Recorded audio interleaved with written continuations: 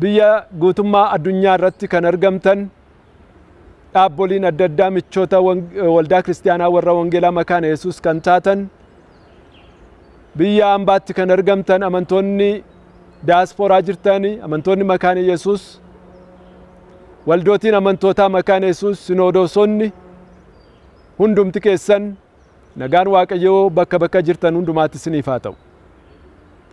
Akkuma kanaan dura dhageessanii Hagayyaa 11 bara 2013 guyyaa kibxataa balaanii lolaa mooraa seminarii makaana Yesuus rukutee badii guyyaa guddaa qaqqabsiiseera. Lubbuu namoota 8 dhabneerra, maatiiwwan baay'een buqqaaniiru, qabeenyi baay'een barbadaa'eera. Kana hundarra immoo kan caalu yaadiif sammuun namaa gaddaan guutameera. Wanti ta'e kun karaa tokkoon namoota yartuu kan tuqe kan miidhe haa fakkaatu malee hunduma keenya waldaa kiristaanaa warra wangeelaa makaana Yesuus warra gaddaa nu taasiseera. Kana keessaa Waaqayyo nu baasaa, abdiis qabnaa, amantiis qabna. Haa ta'u iyyuu malee qabeenyi barbadaa'e kun yoodhuma yarate birrii miliyoonii 100tti kan shallagamu ta'a jennee yaadna.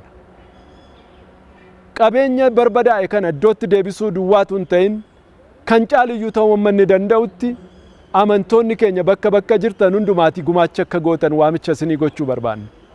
Biyya keessa kan jirtan, biyya alaa kan jirtan, bakka bakka jirtan hundumaatti akkasin waamicha waldaa keessanii waldaa kiristaanaa warra wangeelaa makaana Yesuus dhageessanii waan dandeessan hundumaa gootanii fi waamicha isinii goona. Yeroon kun yeroo amantiin keenya itti qoramu, dandeettiin keenya itti ilaalamu, of kennuun keenya itti ilaalamu, yeroo barbaachisaadhaaf murteessaadha gatii ta'eef amantoonni makaana Yesuus dhaaba keessan,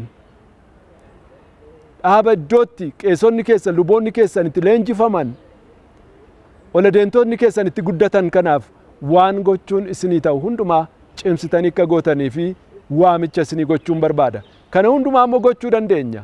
Yoo kutannee kaane gochuu dandeenya. Caalaatti gaan Waaqayyoon nu kadhadhaa. Geggeessitootaaf Waaqayyoon kadhadhaa. Maatiiwwan